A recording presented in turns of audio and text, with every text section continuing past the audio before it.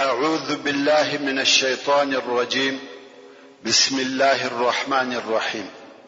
إن الحمد لله نحمده ونستعينه ونستغفره ونعوذ بالله من شرور أنفسنا وسيئات أعمالنا. من يهده الله فلا مضل له ومن يضلل فلا هادي له، وأشهد أن لا إله إلا الله وحده لا شريك له، وأشهد أن محمدا عبده ورسوله. أما بعد، محترم ورونو، موږ هغه حالات بیانول چې رسول الله صلی الله علیه وسلم ډیر ژر دغه نقشې په عملي کولو شروع وکړ، او هر لس نفره مسلمانان یې په دې سره امر کړ چې 40 ذراع خندق به کینی. ورونو، دغه خندق د ځای او کیفیت لپاره مجبور یم چې د مدینه منورې کروکی یا جغرافیایي کیفیت درته بیان کوم. دا د دې لپاره چې موږ پوسو چې خندق څنګه او چیرې وکیندل سو، او رسول الله صلی الله علیه وسلم ولې دغه ځای د خندق د کیندلو لپاره اختیار کړ، او پاته يهود د مدینه منورې په کومه منطقه کې اوسېده، او دغه یو خندق څنګه ټوله مدینه منوره د دشمن څخه وساتل. ورونو، د مدینه منورې ښار په خپل په یو عجیب شکل سره واقع وو. هغه داسې چې مدینه منوره د درو حرو په مابین کې پرته وه، حره الواقم، حره الوبره، او بل هغه حره وه چې د مدینه منورې په جنوب کې وه. حره څه شي ده؟ حره وهغه لوی او پراخه دشت او منطقه ته ویل کیږي چې ټوله وچ او اوار دشت. اوار خو دغه دشت په لوی لوی تورو غټو شوي او ګردیو ډبرو ډک وي. پراخه او لوی دشت چې مځکه یې رېګنه ده، او په دغه ریګ کې لوی لوی غټي توري شوي او ګردی ډبرې یو د بلې اړخ ته پرتې وي. دغه سمځکه ته په عربي کې حره وای. اوس نو په دغه حره کې پیاده او یو سړی په ډېر تکلیف او مشکلاتو تک کولای شي، او هغه هم 1 کیلومتر لار ممکن په یو شباروف کې نه کې قطعه، مګر د سپاره سړي یا د لشکر د پاره په دغه حره کې د تیرېدو امکان نشته. نو مدینه منوره په طبيعي شکل د درو طرفو څخه په دغه درو حاراتو سره ساتلې و، او هغه منطقه چې په جنوبي طرف کې د دغو حاراتو په مابین کې دي هغه بیا ټوله باغونه دي چې هلته هم دشمن نشي ورننوتلای. او د مدینه منورې په جنوب کې یو غر دی چې د جبل عیر په نامه سره یادېږي. اوس نو مدینه منوره طبيعتا د درو طرفو څخه وساتل شو، لکه قلعه چې پورا ګرځېدلې وي، چې هغه درې ساتلي او محفوظ طرفه شرق، غرب او جنوب دي. په مدینه منوره کې د يهودو ځایونه چیرې دي؟ و مدینه منوره ته اول او نږدې کلی د بني قینقاع د يهودو کورونه و، چې دغه کورونه تر نورو ټولو کلو و مدینه منوره ته هغه نږدې کلی دی، او د بني قینقاع يهود استلسوي دي چې قصه د مخدر ته بیان شو. او بل په حره جنوبیه کې د بني نظیر د يهودو کلی او کورونه دي، او هغه هم لږ موده مخکې وایستل شو چې قصه په تفصیل سره د بیان شو. اوس نو د يهودو څخه فقط هغه د بني قریظه يهود پاتې دي چې د هغو کورونه او قلاوي د مدینه منوره په جنوب شرق کې او د دوه حرو په مابین کې چې حره شرقیه او حره جنوبیه دي واقع دي، چې په دې حساب سره و مدینه منوره ته د داخليدو یوازنی لار د بني قریظه د يهودو د طرفه څخه ده چې د حره شرقي او حره جنوبي مابین دي. دا خو و مدینه منوره ته یو لار شو، او بل د مدینه منوره د شمال طرف هم خلاص دي. اوس نو فقط دغه دوه لارې یا دوه ځای دي چې ممکن د کفارو لشکر دي دغه دوه ځایو څخه پر مسلمانانو حمله وکړي او مدینه منوره ته دي داخل شي، یا د جنوب شرق څخه چې هلته د بني قریظه د يهودو کلی دی چې د دوه حرو په مابین کې واقع دی، یا د شمال د طرفه د هجوم او حمله امکان شته. اوس چې رسول الله صلی الله علیه وسلم د خندق د کیندلو اراده وکړه، نو یې د بنی قریظه يهود راوغښتل چې په خوا هم د مسلمانانو د طرفه د دغه يهودو سره د صلح او همکاري عهد او وعده موجود و. بیا یې هم هغه عهد نوی او تازه کړ. يهودو هم ټینګې وعده ورکړې چې موږ ستاسو پر طرف یو او دغه لارې ساتنه پر موږ ده. هیڅ کله به کفار پرې نږدو چې دغه لارې څخه دی مدینه منورې ته داخل شي. دغه د جنوب شرق د لارې ساتل زموږ وظیفه ده چې په دې عهد او پیمان سره مدینه منوره د ټولو اطرافو څخه وساتل شو بیل شمال څخه. په شمال کې بیا د احد غر دی، خو مدینه منوره او د مدینه منوره کورو ته نږدې یو بل غر دی چې جبل سلعه ورته ویل کیږي. اوس نو رسول الله صلی الله علیه و آله وسلم د مدینه منوره په شمال کې د خندق د کیندلو د پاره ځای اختیار کړي چې دغه خندق د مدینه منوره شمالي طرف وساتي. که څه هم هلته په حرة الوبره کې ځینې داسې ځایونه و چې ممکن څوک تر اتیر سي، خو مسلمانانو هغه ځایونه هم په کوچنیو خندقو بند کړل.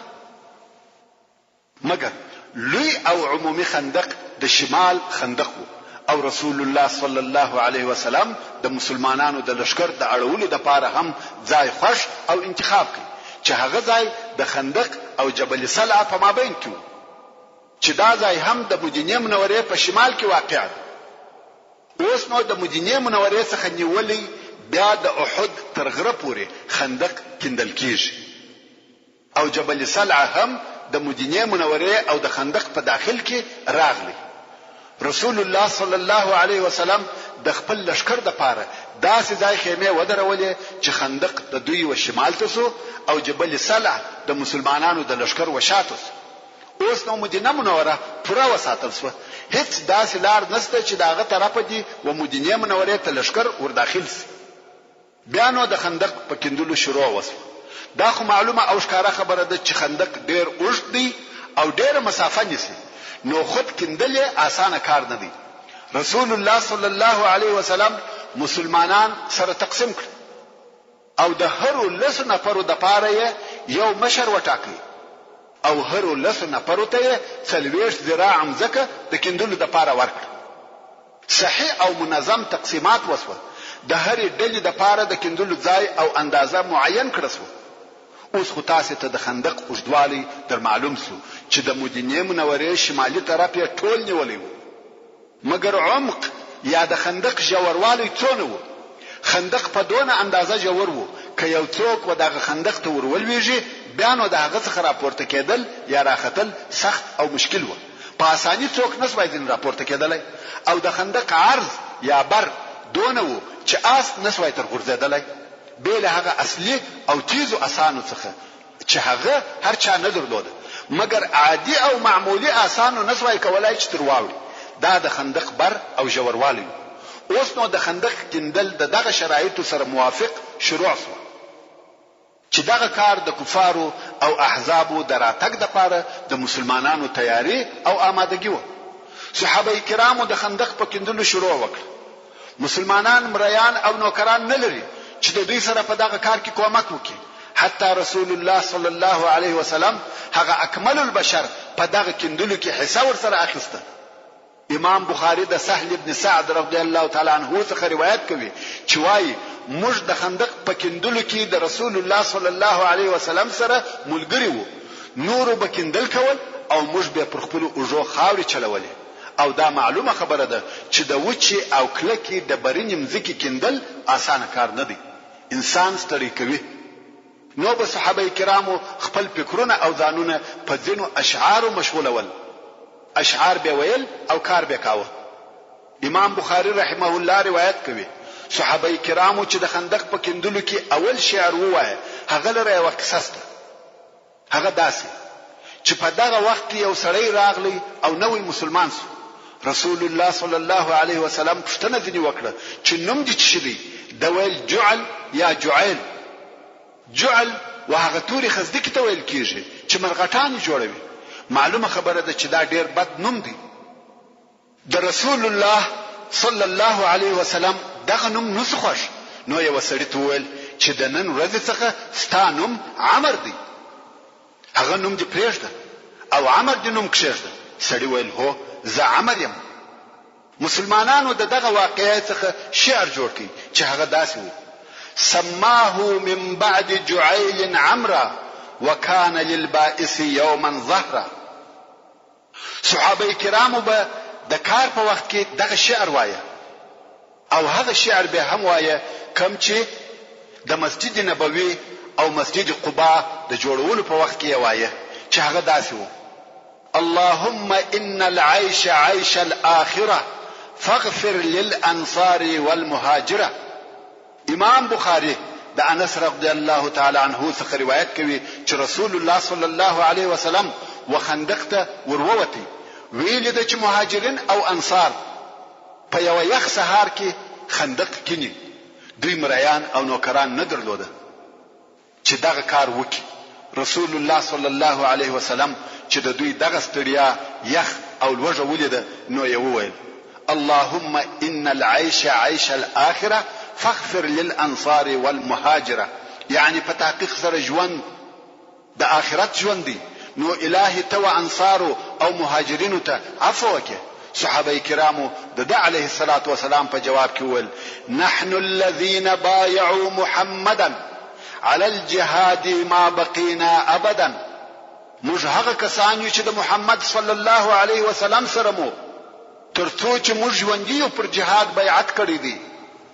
او عبد الله ابن رواحه رضی الله تعالی عنه چې شاعر وو دغه بیتونه جوړ کړل: اللهم لولا انت ما اهتدينا ولا تصدقنا ولا صلينا فانزلا سكينة علينا وثبت الاقدام الا قينا ان الاولى رغبوا علينا وان ارادوا فتنة ابينا. امام بخاری د براء ابن عازب رضی الله تعالی عنه څخه روایت کوي چې وایي: ما رسول الله صلی الله علیه وسلم ولیدی چې د خندق خاورې چلولې ترڅو چې په خاورو او دوړو کې داسې پټ وو چې ما د علیه الصلاة والسلام د مبارک نس پوست نه لیدی. د پوست پر ویښتانو یې دونه ګرځ او خاورې پرتې وې چې نس مبارک یې نه معلومه دی. او دغه خاورو چلولو په وخت کې می دغه د عبد الله ابن رواحه بیتونه ځنی واورېده چې د ځان سره ویل. صحابه کرامو به د کار په وخت کې دغه اشعار ویل او رسول الله صلی الله علیه وسلم به هم ورسره ویل.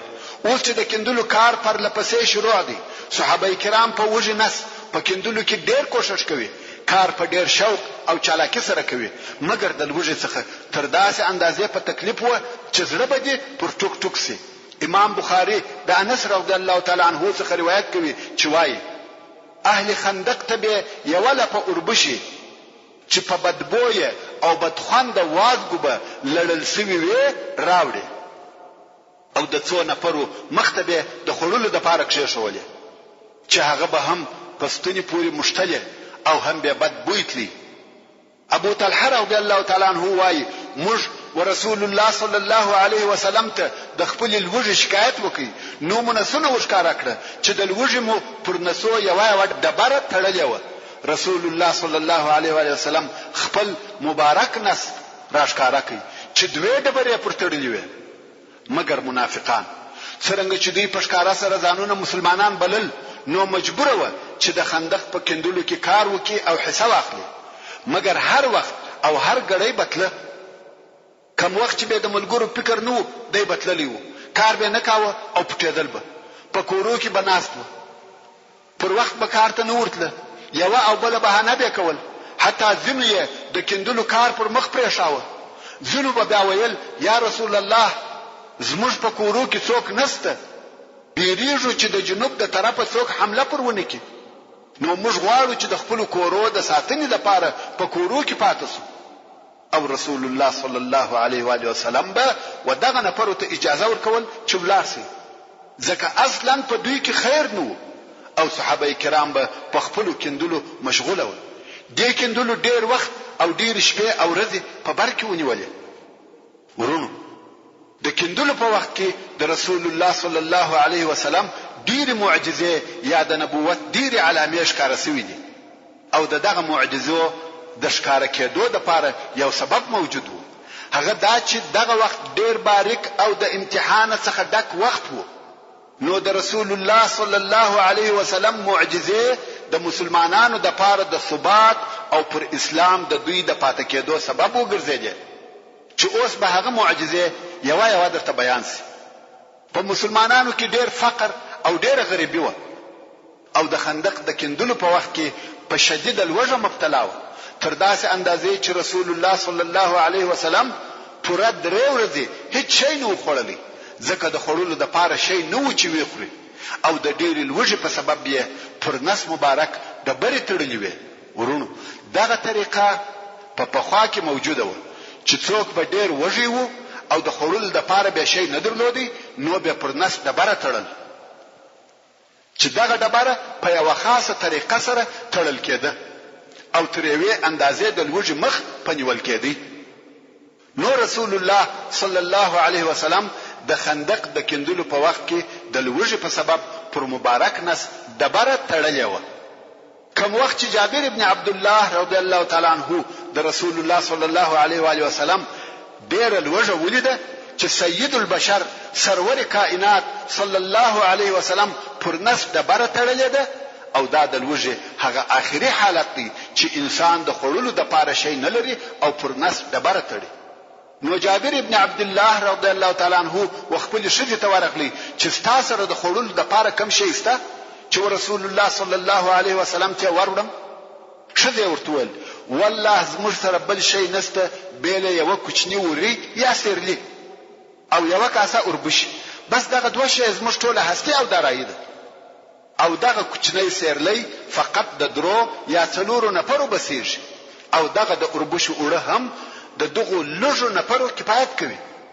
جابر رضی الله تعالی عنه ویل صحیح ده رسول الله صلی الله علیه و آله وسلم به د درو څلورو نفرو سره ملمکو چې زموږ سره ډوډۍ وخوري.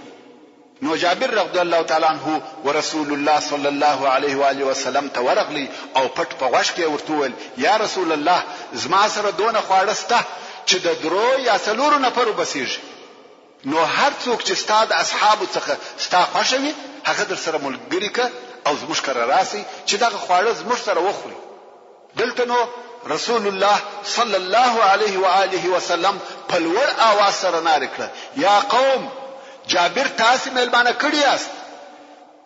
اوس نو د صحابه کرامو شمیر په یو روایت 300 نفر او په بل روایت 1000 نفر دي چې دغه دوهم روایت صحیح دي او هلته یو سیرلی پخیږي.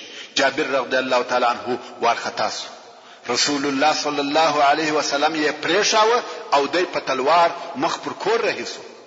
کور ته ورغلی ویل شذي کار خراب سو او رسوا سوم. شذي ویل خیر څه پېښه ده؟ جابر رضی الله تعالی عنه ویل 1000 نفر را رهیدي.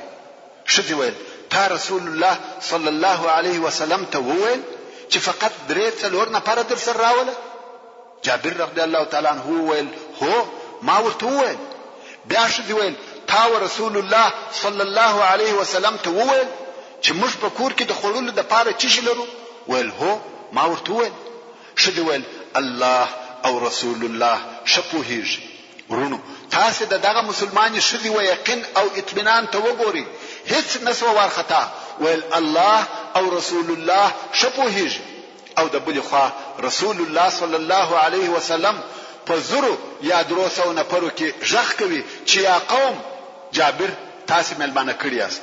حال دا چې رسول الله صلی الله علیه وسلم ته ویل سوي دي چې فقط 3 یا 4 نفر در سره راوله. رسول الله صلی الله علیه وسلم په هدي چې زه څه کوم. کوم وخت چې رسول الله صلی الله علیه وسلم د اصحاب کرام سره د جابر رضی الله تعالی عنہ کور ته ورغلی ویل ده چې دګ باندې دي او اورد په خولو د پاره تیار. نو یو فرمایل تاسو په دې کار ملري خواړه ززن را باس. د انصارو شذې د ډوډۍ د پخولو د پاره راوغشته. اصحاب کرام لس نفر ورځي رسول الله صلی الله علیه وسلم د تناره څخه ډوډۍ اخلي او د دیګ څخه غوښه را باسي په ډوډۍ کې اجدي یو نفر کې ورکوي. تر څو چې و ټولو نفرو ته که زر وه که 300 غوښې او ډوډۍ ورسېده، نه د دیګ څخه شی کم سو او نه د اوړو څخه. دیګ هم پر هغه حال وو، اوړه هم هغو نه وه. دغه حدیث شریف روایت امام بخاری رحمه الله کړی دی. دا د رسول الله صلی الله علیه وسلم د معجزو څخه یوه معجزه وه. دغه رنګه د نعمان ابن بشیر رضی الله تعالی عنه خور یوه لپه خرما یا کجور و خندق ته راوړه چې د دې پلار او ماما یې وخوري. دا چې په لار کې تېرېده پر رسول الله صلی الله علیه و آله وسلم ورغله. رسول الله صلی الله علیه وسلم و فرمایل دغه خرما یا کجور دلته راوړه. هغه هم خرما رسول الله صلی الله علیه وسلم ته ورکړه. رسول الله صلی الله علیه وسلم یو پټو اوار کوي او خرما پر واچول او بیا د خندق و خلکو ته ورژغ کړه چې راسي دغه خرما وخوري. خلک ورتله خرما یې اخیسته او تله. خرما د کمیدو په عوض زیاتیږي، خلک یې وړي او خرما زیاتیږي. اصحاب کرام یې خوري او وړي، مګر خرما نور هم زیاتیږي، ترڅو اصحاب کرام ټول ماړه سوه. هغه صحابي چې دغه حدیث شریف روایت کوي وایي ټول خلق ماړه سوه او خرما د هغه پټو څخه د ډیروالي په سبب هغه قسم تویدل. دا هم د رسول الله صلی الله علیه وسلم د معجزو څخه یوه معجزه وه چې د خندق د کیندلو په وخت کې ښکاره سوه. او تر دغه معجزو لو معجزه هغه وه چې امام بخاری رحمه الله د جابر رضی الله تعالی عنه څخه روایتوي. جابر رضی الله تعالی عنه وایي موږ د خندق په ورځ خندق کیندی چې اولو او سخت ډبره په مخ راغله. خلق ورسول الله صلی الله علیه و آله وسلم ته ورغله او ویل یا رسول الله په خندق کې یو لو او سخت ډبره په مخ راغله چې موږ یې نسو ماتولای. رسول الله صلی الله علیه وسلم ویل زه ورکشته کېږم. رسول الله صلی الله علیه وسلم ورولار سو او پر نس یې د لوږې څخه ډبرې تړلې وې. موږ هم 3 ورځې د شي سکنه وکړه. رسول الله صلی الله علیه وسلم کولنګ واخستی او ډبره په ووهل. هغه داسې سو لکه ریګ چې سره تویده. د براء ابن عازب رضی الله تعالی عنه څخه روایت دی وایي د خندق د کندلو په وخت کې د خندق په یوه حصه کې یوه لو ډبره په مخ راغله چې په کولنګانو هیڅ نه ماتېده. نو موږ ورسول الله صلی الله علیه و آله وسلم ته دغه ډبرې شکایت وکړ. رسول الله صلی الله علیه وسلم راغلی او کولنګ یې واخیستی، ویل بسم الله او ډبرې ته یو کولنګ ورسره کړی او ویل الله اکبر. د شام کلی راکړسوي په والله دغه اوس زه د شام وسرو قصرو ته ګورم. بیا یې دوهم کولنګ ورسره کړی، ډبره یو څه ماته سوه. رسول الله صلی الله علیه وسلم وویل الله اکبر. فارس راکړسو په والله زه د مداین سپین قصرونه دغه اوس وینم. بیا یې دریم کولنګ و ډبرې ته ورسره کړی، ویل بسم الله. پاته ډبره ټوله ماته سوه او رسول الله صلی الله علیه و آله وسلم وفرمایل الله اکبر. د یمن کلی راکړسوي په والله زه د صنعا دروازې دغه اوس د غزما د ځای څخه وینم. دغه حدیث شریف روایت امام نسائی او امام احمد کوي. ابن اسحاق رحمه الله وایي اوس چې د کفارو لشکر قرار مدینه منورې ته ورنږدې کیږي او هلته اصحاب کرام د خندق پر کیندلو تلوار کوي چې بیا په خندق کې یو لو او سخت ډبره پیدا شوه چې د خندق په دغه حصہ کې سلمان فارسی رضی الله تعالی عنه او د ملګرو کار کاوه. دغه ډبره په اوسپنو په کولنګانو ووهل، هر څه یې په وکړه، ډبره نه ماتیږي. کولنګان پر ماسوه خو ډبره نه ماتیږي. نو رسول الله صلی الله علیه وسلم ته ورغله ویل یا رسول الله په خندق کې ډېر لو او سخت ډبره ده چې هیڅ نه ماتیږي او نه خیږي او دغه ځای دغه هم نسو پریښولای، ځکه که په خندق کې یو ځای ونه کیندل سي هغه به د کفارو د پاره پل وي او پر راتیریږي، نو مجبور دي چې ټول خندق وکیني. نو ځکه رسول الله صلی الله علیه وسلم ته ورغله او شکایت ورته کوي. رسول الله صلی الله علیه وسلم د دوی سره ورغلی او هغه موجود اصحاب کرام هم ټوله د ډبرې پر شاوخوا سره راټول شو. رسول الله صلی الله علیه وسلم کولنګ واخیستی او ډبره په ډیر قوت سره ووهل. د وهلو د شدت څخه ډبرې روښنايي وکړه. دونه لمبه یا رڼا وه چې دغه ځای ټول په روښانه سو. د دغه نور یا رڼا په لیدلو سره رسول الله صلی الله علیه وسلم نارې کړه الله اکبر. دوهم وار یې بیا ډبره ووهل، ډبرې بیا لمبه یا روښنايي وکړه. رسول الله صلی الله علیه وسلم بیا نارې کړه الله اکبر. دریم وار یې بیا ډبره ووهل، ډبرې بیا لمبه وکړه او ټوک ټوک سوه.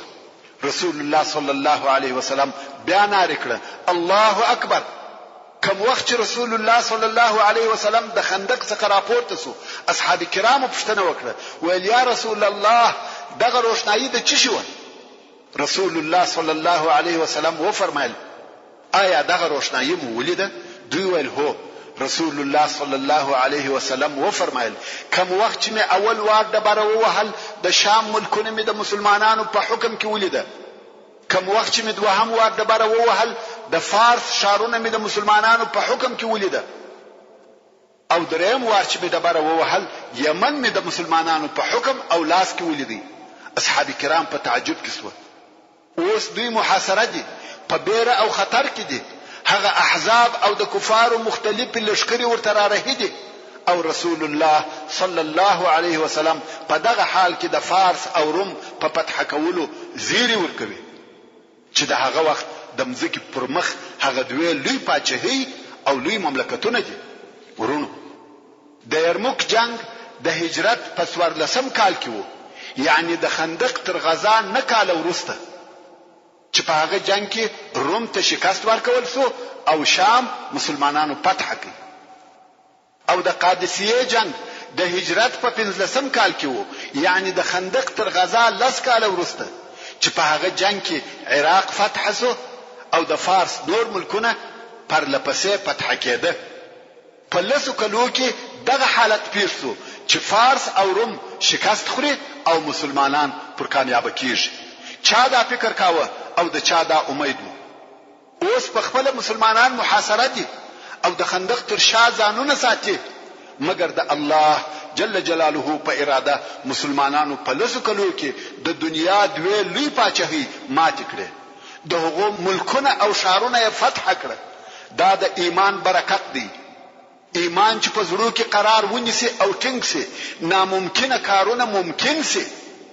کم مسلمانان چې دلته په دغه خندق کې موجود و، د هغو د رسول الله صلی الله علیه وسلم دغه زیری وزړو ته ولويده او وې منل.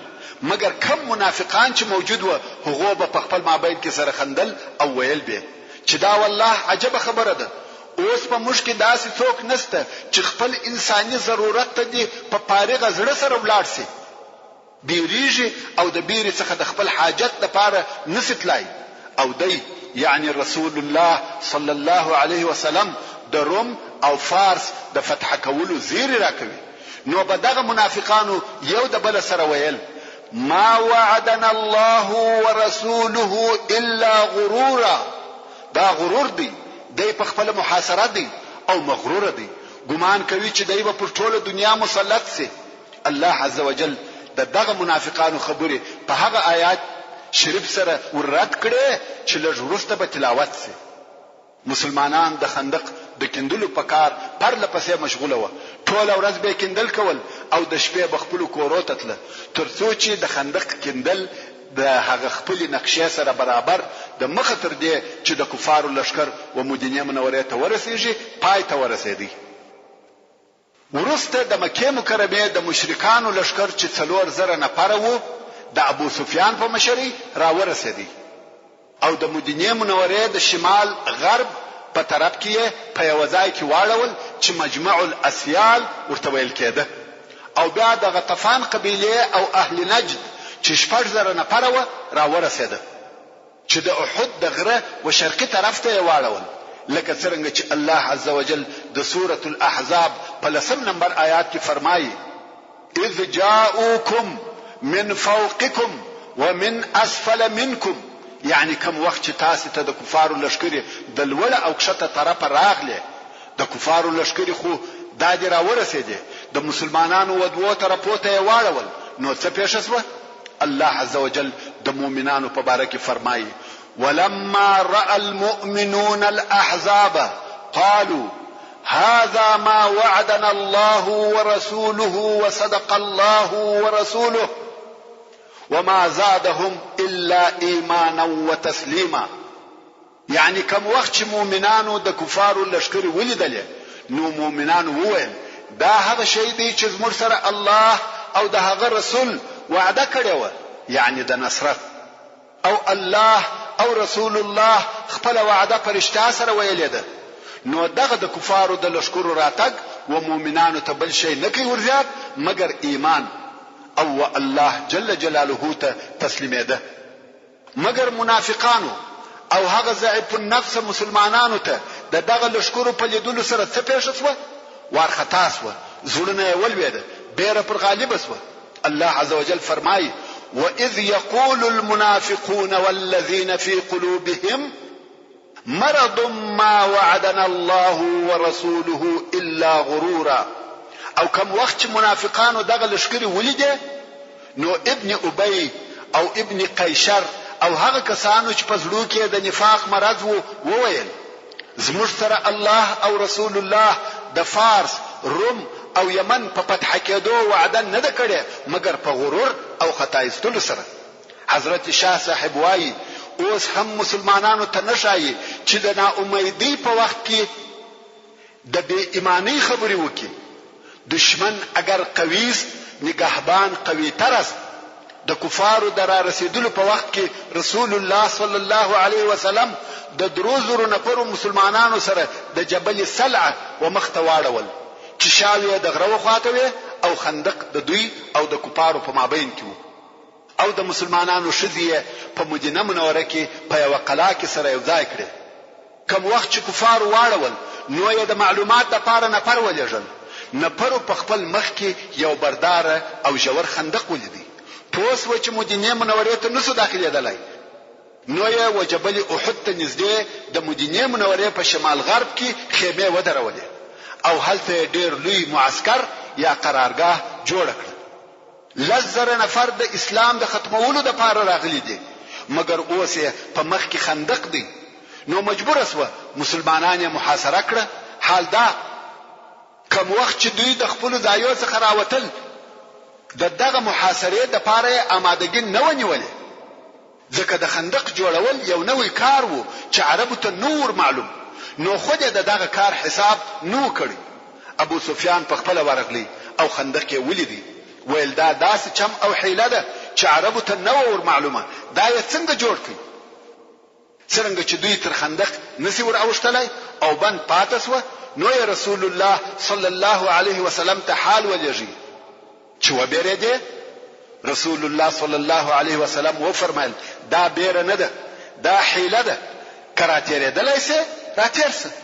جنگ خطا ایستل دي. مشرکان په قهر او غضب سره د خندق پر شاوخوا سره راګرځي، غواړي چې په خندق کې یو ضعیفه نقطه پیدا کړي او تر هغه ورتېرسي. خو مسلمانان بیا د خندق پر هغه بل طرف لکه پیرداران ورته ولاړ دي. هر څوک چې خندق ته ورنږدې کیږي په غوښه ولي غواړي چې کفار ونسي کولای چې تر خندق ورواوړي یا د خندق یو حصہ په خاورو ډکه کې چې هغه ځای د دوی لپاره د تیرېدو لار شي.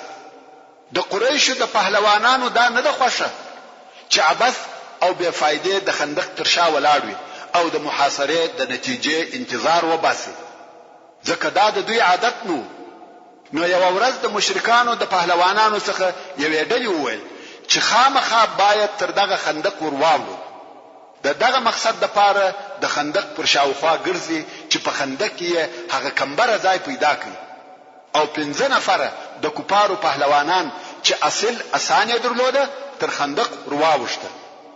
دغه 15 نفره عمرو ابن ود، عکرمه ابن ابي جهل، ضرار ابن الخطاب، هبير ابن وهب، نوفل ابن عبد الله و. دغه 15 نفره د مشرکانو پهلوانان تر خندق ورواوشته او د مسلمانانو مخته ودرېده. ویل څوک مبارزه کوي؟ د کفارو د پهلوانانو څخه اول نفر چې په میدان کې ودرېدی هغه عمرو ابن ود و. د عمرو ابن ود په باره کې ویل کېږي چې د جاهلیت هغه لوی او مشهور پهلوان خلق یې د نامه څخه بیریده. جنگ چیرې وو بلکې د نامه څخه بیریده.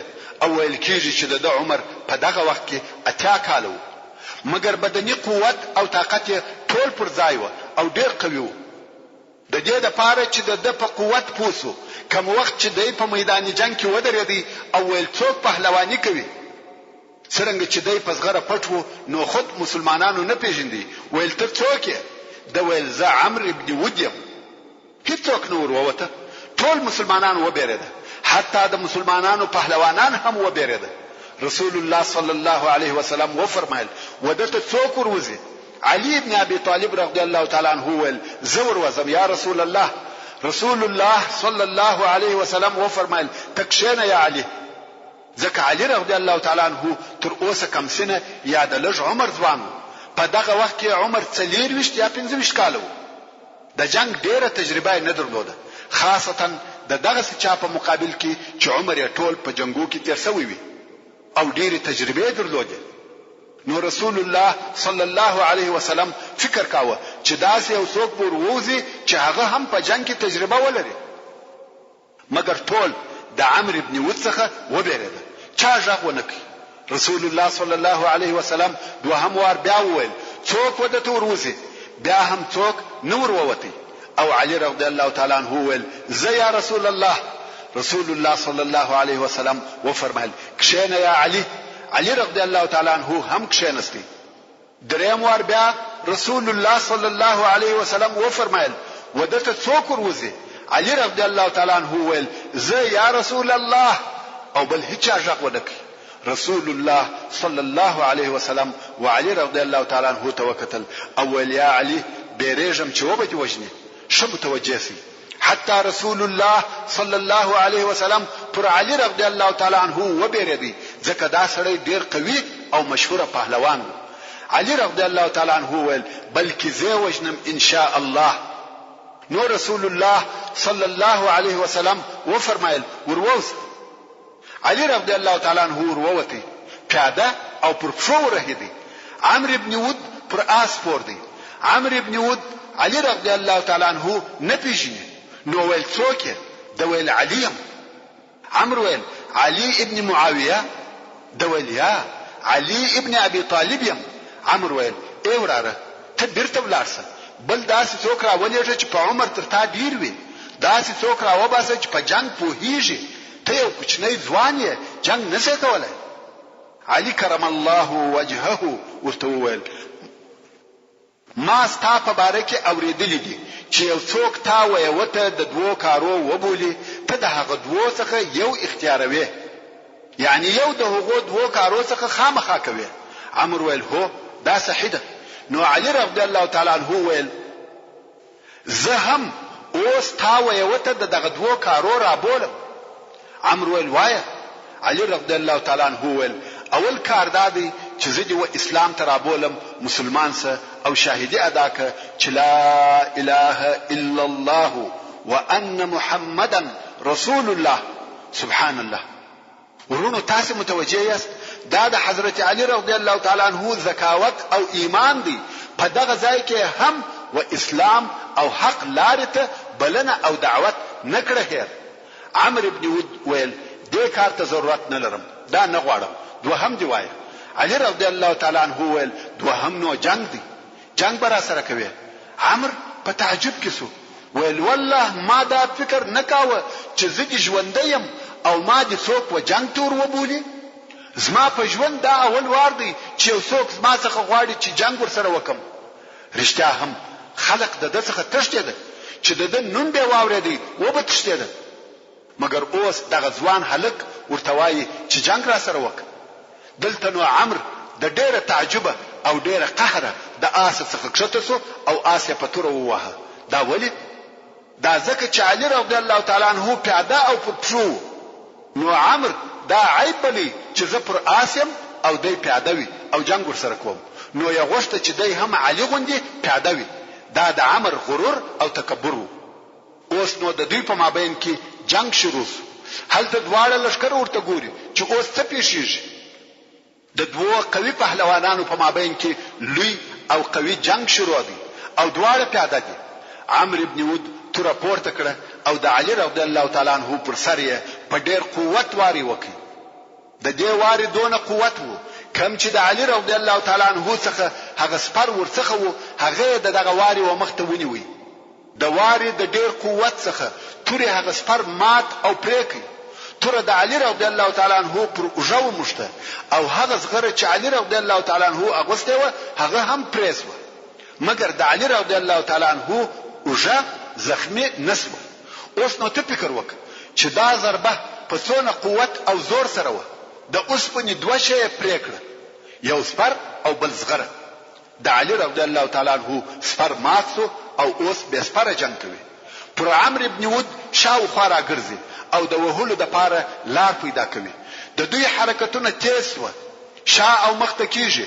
دغه حرکتو څخه دوړه پیدا سو او دوړه نور هم زیاتېده تر داسې اندازې چې دوی دواړه په دغه دوړه کې پټ سو. دوی په دوړه کې په جنگ مشغوله دي او څوک یې نه ویني.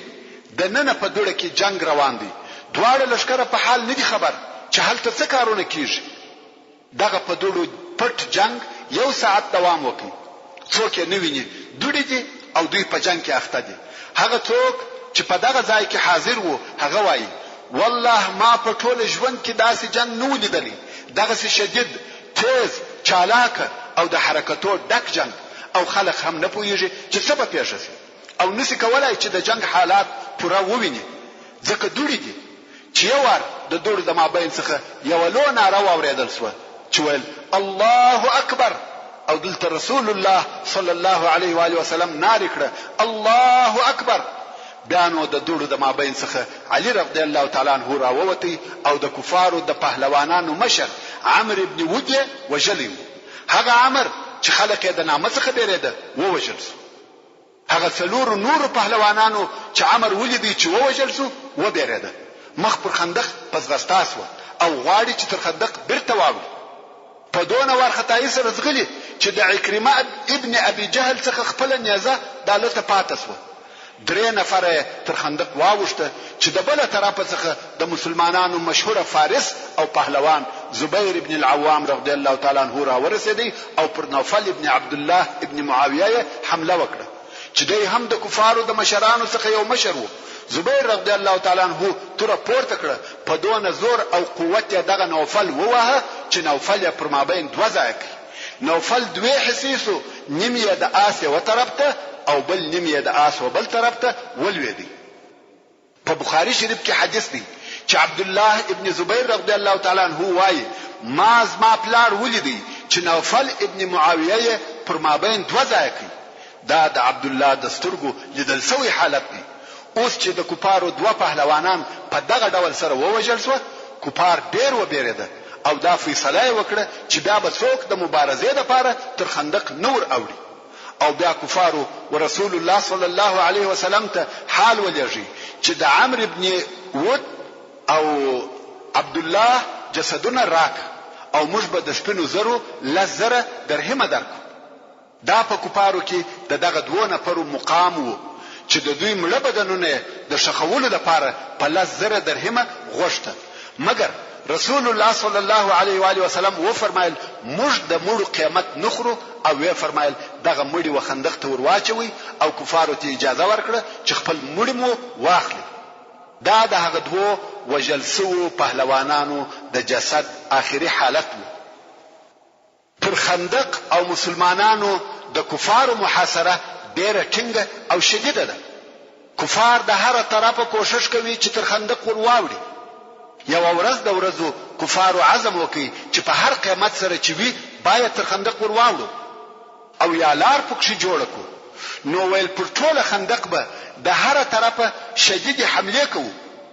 کفارو د خندق پر هر ځای حمله شروع کړې او دلته مسلمانانو د سپرو یو ټولۍ جوړ کړه چې د خندق پر هر ځای زور ورسي.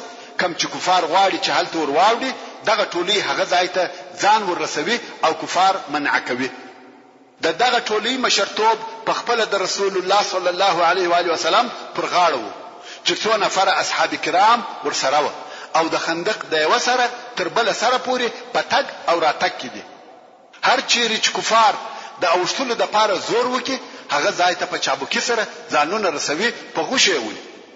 د کفارو دغه شدید حمله د ماپښین د لمانځه څخه شروع شوه د ماښام تر مانځه پورې دوام درلودي. کفار کوشش کوي چې د اوښتلو د پاره یو لار جوړه کړي، خو مسلمانان یې مخه نیسي او نه پرېږدي. دا حمله پرله پسې وي، حمله نه وي بلکې یو ځایي هجوم وو او دغه هجوم پس له لمر لوېدو څخه په ناکامۍ سره پای ته ورسېدی. ورور ښه متوجه سئ، یو څوک 1 یا 2 کیلومتره ځغلي ستړی کیږي، مګر زموږ پیشوا او رسول الله سرور کائنات محمد مصطفی صلی الله علیه و آله وسلم د ماپښین څخه تر ماښامه پورې په پرله پسې ځغستا د مشرک دشمن دفاع کوي. کم وخت چې پس له ماښامه هجوم آرام سو او کفارو ونسوای کولای چې تر خندق ورواوړي، په دغه شدیده دفاع د رسول الله صلی الله علیه و آله وسلم څخه ځینې لمنځونه قضا سو. امام بخاری او امام مسلم د جابر ابن عبد الله رضی الله تعالی عنه څخه روایت کوي چې د خندق په یو ورځ کې عمر ابن الخطاب رضی الله تعالی عنه راغلی او د قریش او کفارو ته بد ویل او ویل یا رسول الله ما د مازیګر لمونځ د ډیر مصروفیت او مشغولتیا په سبب د لمر لوېدو سره وکړ، مګر رسول الله صلی الله علیه وسلم و فرمایل په والله ما د مازیګر لمونځ تر اوسه پورې نه دی کړی. ورونو دا څونه مشغولتیا ده، لمونځ فقط 15 دقیقې وخت غواړي، مګر رسول الله صلی الله علیه وسلم دغه 15 دقیقې وخت او فرصت هم نه کوي پیدا. لمونځ نه پاتو دغه څخه د کفارو د هجوم او حملو اندازه معلومیږي. بیا نو رسول الله صلی الله علیه وسلم په موجودو اصحاب کرامو کې ژغ وکړي چې ستاسو څخه چا د مازیګر لمونځ تر اوسه پورې نه دی کړی. ډیر نفر پیدا سو چې تر دغه وخت د مازیګر لمونځ نو ادا کړی. اوس ماښام د مازیګر لمونځ د ډیر مشغولتیا په سبب قضا شوی. محترم ورونو، زموږ د بحث پاتې حسابه ان شاء الله تعالی پراتونکو کې واوري. سبحان ربك رب العزة عما يصفون وسلام على المرسلين والحمد لله رب العالمين. شغلو دا علم باندې عالمونه دي زليږي. علما د دین مخکشان دي. مسلمان د مسلمان ورور دی. کچرتا په یو جسد او یو بدن کې یو غړی درد کوي، یو اندام درد کوي، یو عضو درد کوي، ټول بدن نه آراموي. که د دنیا په کنج کې یو مسلمان باندې درد او تکلیف وي، ټول مسلمانان باید نه آراموي. في مسند الإمام أحمد أن أبا ذر رضي الله تعالى عنه سأل النبي صلى الله عليه وآله وسلم قال له يا رسول الله كم عدد الرسل؟ فقال عليه الصلاة والسلام هم 120,000. د دین پوهه تیارو ته رڼا ده.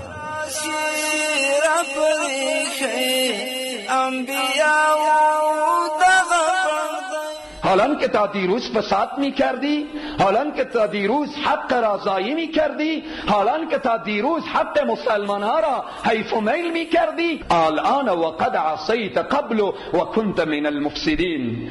این توبه مگر به درد خودت بخوره، ولی اینجا الله این توبه را نمی پذیرد. علم لویه اشتمنی ده. وقال الرسول یا رب. The messenger himself sallallahu alayhi wasallam speaks to Allah directly. Ya Rabb, inna qawm ittakhadhu hadha al-Qur'ana mahjura. علیمان درب دوستان دی ټول دین په دوی روخا. په اسانه ډول له تعلیم الاسلام رادیو څخه زلولی ټول جهان دی د اسلام کړي خدمتونه وړي پر ځان ډیر زحمتونه د اسلام